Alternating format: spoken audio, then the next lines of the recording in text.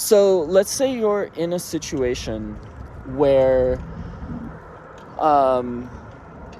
let's say like in Congo, the book, they taught a gorilla sign language, and it was like science fiction, like, whoa, you can teach it, but like you can like certainly like teach like rudimentary sign language to a gorilla. You can, I feel like it's been done. It was definitely done in this novel by Michael Crichton that they made into a movie. I saw the movie in theaters. It was so scary. I was a little kid, and it was like these crazy monkeys and shit.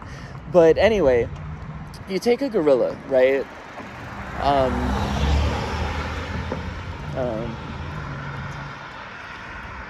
I'm really thinking of Benjamin, but I've used that name a lot lately. It's just Benjamin Franklin, etc. I don't know. I need to name a gorilla really quick. Todd the gorilla. I won't speculate if there's already a gorilla named Todd, but you can have two gorillas that are named Todd, and hopefully the ceiling will stay on the enclosure of the place, that the building, the structure that you're in, will remain intact from two Todds. But you have, Todd, who's like maybe born and raised in captivity, as some gorillas are. And you teach him your sign language, right? And you get an African gray parrot. This is kind of my separate. So, okay, I have this other idea where there's some cities where you have monk parakeets in the city, like pigeons, and they have apartments, like with balconies. And so what you could do if you live in such a town is attract the monk parakeets to your balcony, okay, and teach them all to talk and like create this society behind your neighbors' backs. They won't know that you're teaching all of these birds how to communicate, not between you and the bird with like rudimentary, like, hello, I like crackers, or whatever people teach birds to say, but like really like use words for communication between you and like all of the birds, and have them all like talking to each other kind of in your apartment where you attracted them from the city. Okay, stay with me.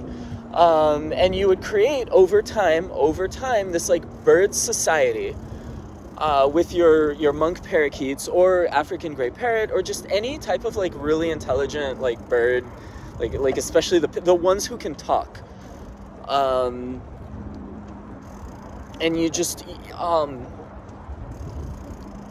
you nurture that in them, that part of the brain that can produce unique sounds like that to mean things. Like this animal, like, it's not dumb, like he can talk, he can. So you have like a whole colony of these birds. And with gorillas, it can be like that too, because they can so learn sign language. Like, I don't understand why there's not like a constant team of like somebody out there teaching gorillas sign language. And then the gorillas, they will come to us. They will come to us as like they'll send an emissary, okay, like a gorilla, and he'll come to us. He'll come to us, and he'll be like, what's up? I'm the gorilla. He might show up at like a gas station, for example, or like Times Square, and just be like, I am an actual like emissary from the gorillas. What's up?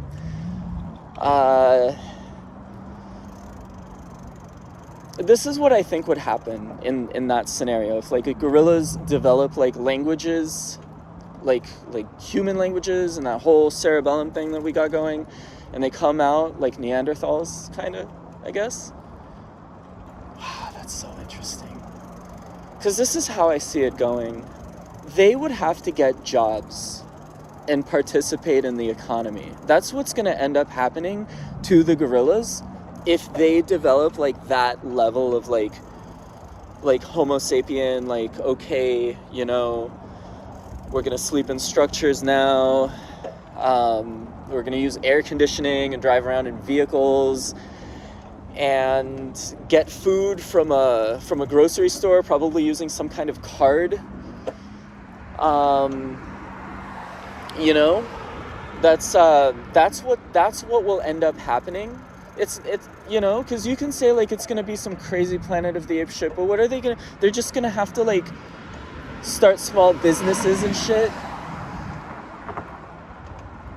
It's gonna be like any other contacted nation, but they would lose their habitat. That would suck.